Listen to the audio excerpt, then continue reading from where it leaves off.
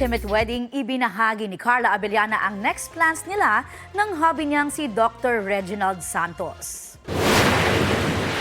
The clock is ticking din, di ba? Magpo-40 na ako this year. So, syempre, yun ang prayer namin, yun ang plans at hope namin na makapag-start na kami kaagad ng family. On the process of settling down na raw ang lovebirds. Sabi ni Carla, pinaghahandaan at naghihintay na sila ng tamang timing para sa kanilang European honeymoon.